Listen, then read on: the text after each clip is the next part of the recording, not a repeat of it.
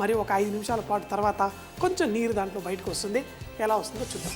ఇవన్నీ వేసి మరో ఒక 5 నిమిషాలు కుక్ అయిన తర్వాత చూడండి, దీంట్లో నుంచి దాని మంచి ఫ్లేవర్స్ అన్నీ బయటకు వచ్చి చక్కగా కుక్ అవుతుంది. దీంట్లో మనం ముందుగా వేయించి పెట్టుకున్న ఈ ఆకుకూర ఏదైతే చక్కగా వేగి ఉందో ఇది కూడా ఇందులో వేసేసుకుంటే మనకి మంచి టేస్ట్ వస్తుంది. అయితే సాధారణంగా మనం ఈ పాలకూర, చికెన్ ఇవన్నీ చేసినప్పుడు క్రీము అవన్నీ వేస్తూ ఉంటారు. నాకైతే అలాంటివి ఏమి ఇష్టం లేదు. ఇలాగే ఈ చికెన్ కూరని ఎంజాయ్ చేస్తే భలేగా ఉంటుంది. అయితే మరి దీంట్లో ఆ పాలకూర బాగా వేగి ఎండిపోయినట్టు అయింది కదా, దీంట్లో కావాలంటే మరి కొంచెం అంత నీళ్లు మనకు కూరకు కావాల్సినంత వేసుకొని మరో 5 నిమిషాల పాటు ఈ చికెన్ కుక్ అయ్యేంత వరకు దీన్ని కుక్ చేసుకొని తర్వాత వేడిగా వడ్డించుకుంటే భలే టేస్టీగా ఉంటుంది. కానీ ఇంత చూసాం కానీ చూసారా, ఉప్పు కొంచెం తక్కువగా ఉంది, అది తెలిసిపోతూ ఉంది.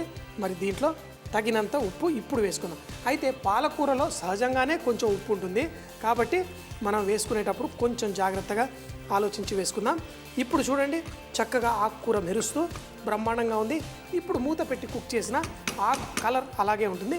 సో మూత పెట్టేసి కొంచెం నూనె పైకి తేలేంత వరకు తక్కువ మంటలో మరో 5-10 నిమిషాలు చికెన్ పర్ఫెక్ట్గా సాఫ్ట్గా కుక్ అయ్యేంత వరకు కుక్ చేసుకొని తర్వాత దీన్ని ఎంజాయ్ చేద్దాం. టమాటా పాలకూర అంటే మనందరికీ ఇష్టం. అలాంటి టమాటా పాలకూరలో మంచిగా చికెన్ వేసి నూనెంతా పైకి తేలేలా చక్కగా కుక్ చేసుకున్నాం. ఈ చికెన్ కర్రీ మంచిగా బ్రహ్మాండంగా టేస్టీగా ఉంటుంది. సో మరి ప్రతి బైట్లో మంచి టేస్ట్.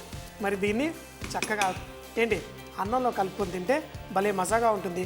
చివరిగా కొంచెం అంత గరం మసాలా. ఎందుకు చివరిగా, ఇప్పుడు ఆల్మోస్ట్ అయిపోవచ్చింది కదా, దీంట్లో కొంచెం అంత గరం మసాలా వేసి మనం కుక్ చేసేసుకుందాం. మరో 2-3 నిమిషాల తర్వాత స్టవ్ కట్టేసి వేడిగా అన్నంతో వడ్డించేసుకుందాం. లొట్టలు వేసుకొని తినే మన పాలకూర చికెన్ ఎంతో ఈజీగా ఎలా టేస్టీగా చేయాలో చూస్తారు కదా. మరి మీరు కూడా చేసేసుకొని నాలా ఎంజాయ్ చేస్తారా? మరి చికెన్ ఇప్పుడు చక్కగా కుక్ అయిపోయింది. మంచిగా కండెన్స్ ఫ్లేవర్స్